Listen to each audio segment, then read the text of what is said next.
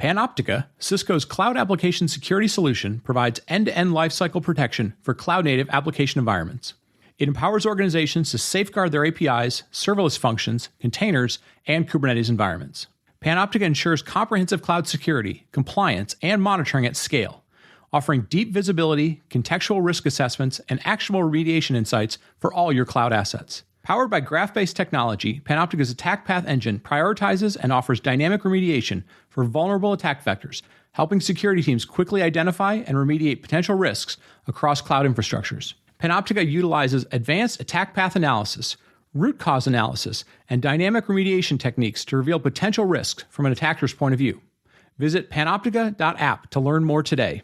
That's panoptica.app. Cloudcast Media presents from the massive studios in Raleigh, North Carolina. This is the Cloudcast with Aaron Delp and Brian Gracely, bringing you the best of cloud computing from around the world.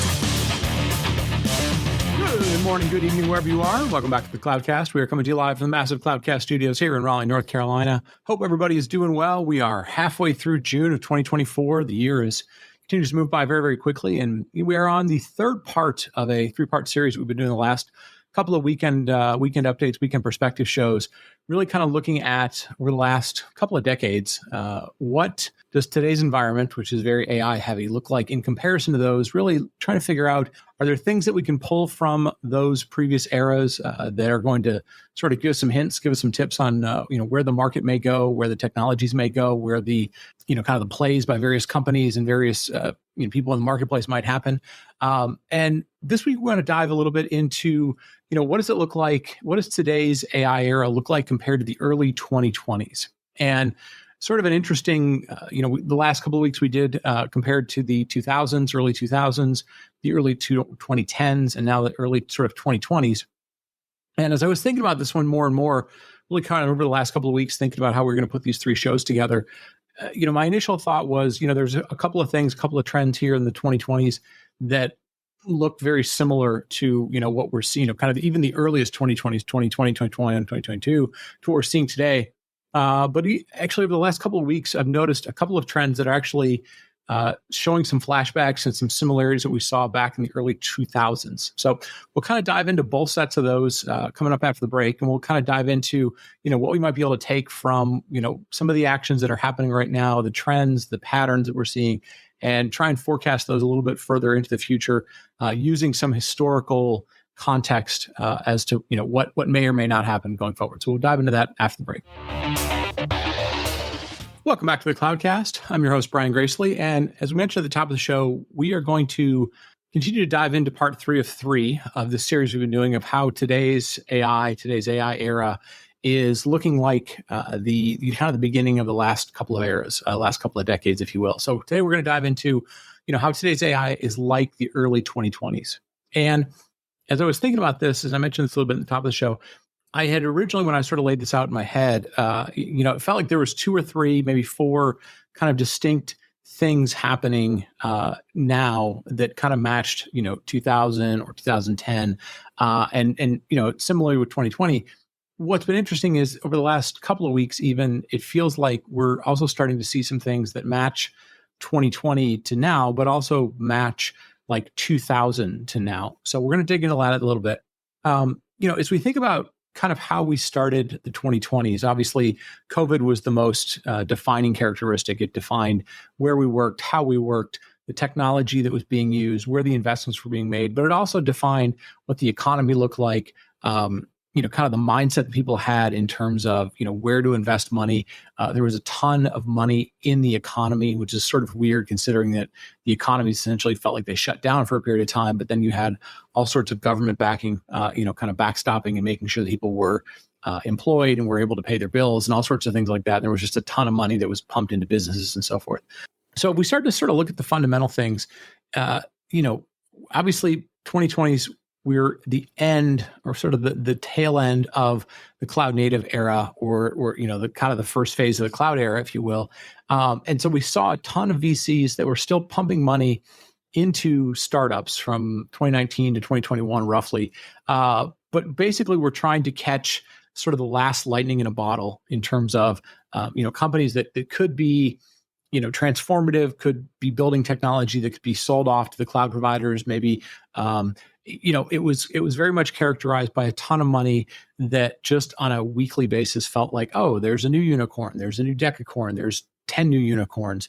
And, it was just kind of money being thrown on a regular basis. So there was just tons of money flowing in. And we're seeing sort of a similar thing, except on the front end from an AI perspective, right? So, end of the cloud era, early 2020s, beginning of the AI era, again, where you invest at the beginning of an era, end of an era is very, very different. But we're still seeing a ton of money floating into the ecosystem, and it makes people believe like, okay, since all this money's floating in, things must be really good. Similar to kind of how we were at the end of or beginning of 2020, when people thought, oh, all these companies that are funding startups and lots of open source stuff, the CNCF landscape was exploding.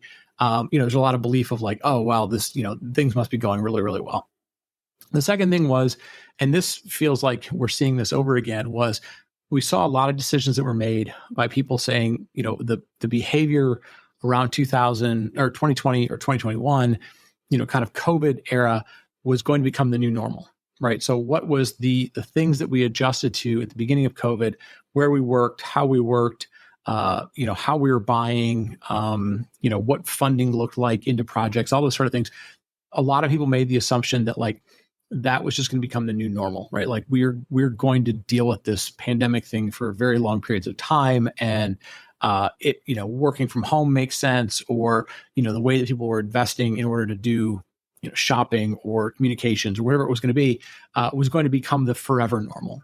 And there does feel like there's some parallels to that right now in terms of people saying, well, there's all this Gen AI technology. It is just going to become the new normal. It will define and dictate everything going forward. And so there's investments that are being made as if, the build out of all these models is going to be the new normal. People interacting with chatbots is going to become the new normal, and, dozens of other things right now. So there is a certain amount of like, the things that are being invested in right now are based on the idea that what we're seeing the tip of the iceberg for is going to become the forever normal. And we'll see if that pans out. It might not. It might. What we oftentimes see at the beginning of these eras, and we've seen this historically, is the things that you see at the tip of the iceberg aren't necessary. I mean, they're directionally, they give you a sense of like, oh, here's maybe what's possible, but they also don't necessarily, they're not great indicators of where the technology eventually goes, right? So, we're in an era right now, it feels like, okay, what we're seeing right now just needs to be fleshed out a little bit. Traditionally, that's not necessarily happened, right? It's gone somewhat in that direction, but it hasn't necessarily just been on that path. It's oftentimes diverged in lots of different ways, right?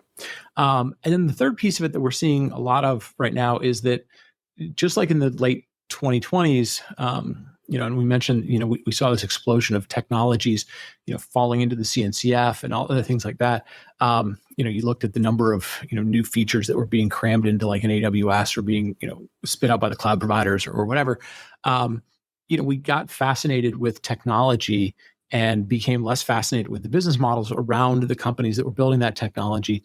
And, in many cases, those companies, it's like we've argued a lot of times, like, we don't need 7 different service meshes. We don't need 10 different ways to do packaging of applications. We don't need 12 different CI/CD systems. We don't need, 17 different storage models or 27 different databases. Like all these things, they can be a niche, but it's very hard for them to become financially viable, profitable, and so forth. And we're seeing some of that already early on. Now, this is also the same behavior that we've seen, back in the 2000s. I argued with somebody this week on Twitter. I think it was Matt Assay.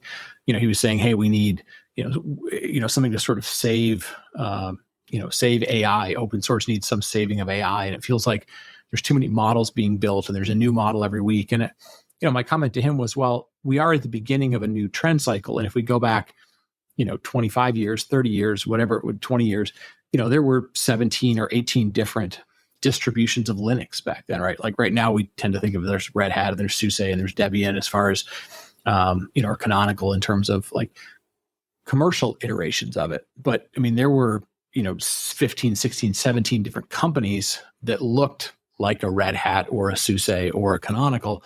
And so some of that is just people in the early stages don't necessarily want to work together. They want to build their own thing. They think their mousetrap is better than everybody else's. And so, we're seeing some of that as well, right? So we're seeing some flooding of technology. A lot of these will not have viable business models. But we're also seeing a lot of people saying, like, I just want to be the first mover. And if I'm first mover, that gives me an advantage of what's possible. A couple of the things that we're seeing, and this is the stuff that doesn't necessarily compare back to 2020, but back to 2000, is we're seeing, VCs and cloud providers are funding infrastructure right now, GPU infrastructure in particular, but, other, data centers, nuclear powered data centers and other things, in the same way that we saw funding for infrastructure in like the late 1990s, right? 1997 to 2000. And, that's also when we had, a tremendous glut buildup of early internet capacity, early fiber that didn't necessarily have viable business models to fill that capacity or to fund that capacity. Like it got funded with debt and so forth. It's a little bit different now because a lot of these companies, the cloud providers and others, have hundreds of billions of dollars in cash that they've been stockpiling for a while now. But it does sort of feel a little bit like there is such enormous GPU build out, and you've got so much hype being built out by people like NVIDIA saying, hey, if you aren't buying the latest GPUs, even though they are supply constrained, you are going to miss out on the next model. And if you miss out on a model by a month or 2 months or 3 months, those are literally Jensen Huang's words, you are going to miss out on the next big thing. And so there is a fantastic amount of build out going on right now that does feel like it has certain parallels, if you will, to kind of the internet build out, the fiber build outs that were happening in the late 1990s, early 2000s. So we'll see what that looks like. We are also seeing very few business models around AI sort of panned out yet, right? And this is where we get into the weird thing of we see the technology, we think there's one business model, and then we sort of forget that there are very distinct consumer business models and there are B2B business models. And right now, we're seeing so much being built for consumer use types of cases, right? So, Chat GPT for the masses, or, integration of AI into Google phones or Apple phones, or like the things that are being built today for the masses, for consumer. And then there's sort of this secondary thought of like, well, and these will also be viable for business because business is obviously looking at that. They've seen 2 decades of, things tend to start in consumer, those behaviors become more naturalized, normalized amongst people, and then they sort of flow back into business. They become valuable for business. We're still kind of haven't reached that equilibrium yet, right? So, those will be sort of interesting to watch because right now it does feel like the way that GPUs are being built, some of the valuations are happening, are towards a consumer world that doesn't necessarily have a business model yet. We haven't figured out the equivalent of like ads for, the GPT type of models, the OpenAIs and the Chat GPTs and so forth. So, we'll see where that sort of goes. The last piece is, I think we just haven't yet seen where these funding valuations, and again, this is sort of 2000, but also 2020, they don't really have any basis in anything, right? Or just simply, people are arguing, well, there's 100 million users of Chat GPT, and it's like, it seems like a lot in terms of the number, right? And the number might be right. It might be just the number of people using it free versus the number they're paying. If they're taking in $1 billion a year, but they're spending $7 billion a year to be able to produce that in GPUs. I mean, you look at the revenue numbers for people like NVIDIA and so forth, their valuation's up to nearly $3 trillion. Like it feels like we're still kind of way off, which again, feels like the beginning of many cycles, feels the beginning of cycles, feels like the ends of cycles. So I think we're in a stage where the technology is fascinating. It's driving a ton of people to say, hey, what's possible? And that's always great in our industry because it creates a lot of creativity to happen. It creates a lot of competition to happen. doesn't yet feel like we are anywhere close to, sort of being able to match business models, value creation, sort of ROI and so forth for businesses, and and matching up the technology, right? And it feels like we're kind of conflating a whole bunch of things, like what's going to happen in enterprise when we know enterprise typically takes 5 to 7 years to sort of catch up and adopt things, versus what happens in consumer. And again, we're really only a year and a half or so into this sort of Gen AI, boom and craze and all that sort of stuff. So, I think the biggest takeaways from this, how are we like the early 2020s or even, again, the early 2000s is it feels like there are some manias going on.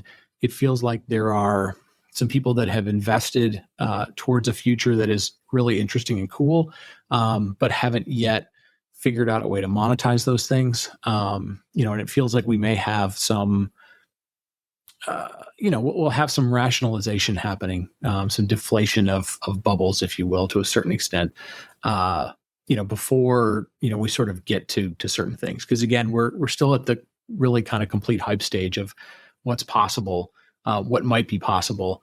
And, again, some of this stuff accelerates. Like, we didn't necessarily know how much of a lever, how much of a flywheel technology would mean to companies back in the 2000s when we were first doing internet stuff. We now know it really, really well. And so our ability to be patient, our ability to sort of wait and see, we don't have those muscles anymore. We are very addicted to the idea that, like, to go from possibility to demo to, super acceleration on a growth chart up and to the right, and, be fantastically, profitable. All those cycles and all those expectations have compressed themselves because we know what happens when you get technology right.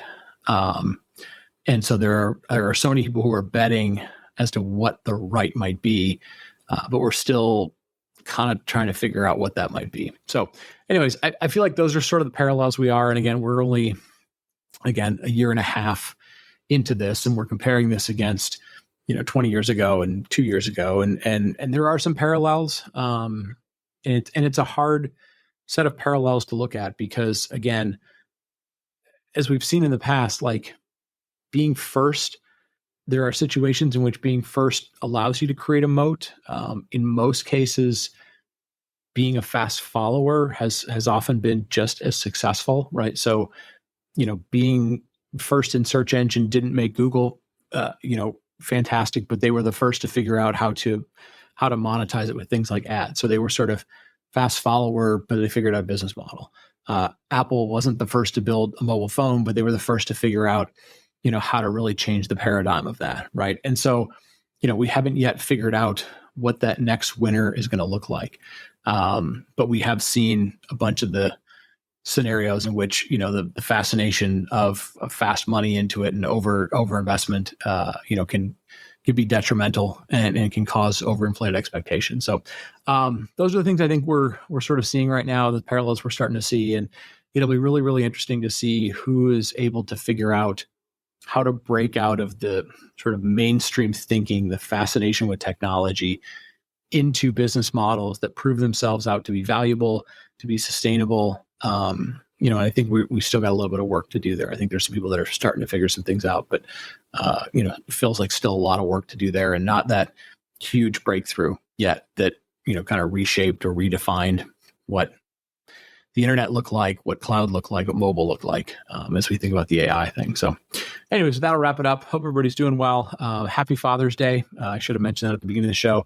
I'm recording this a couple days before Father's Day, so Father's Day is not necessarily on my mind, but happy Father's Day to all the fathers out there.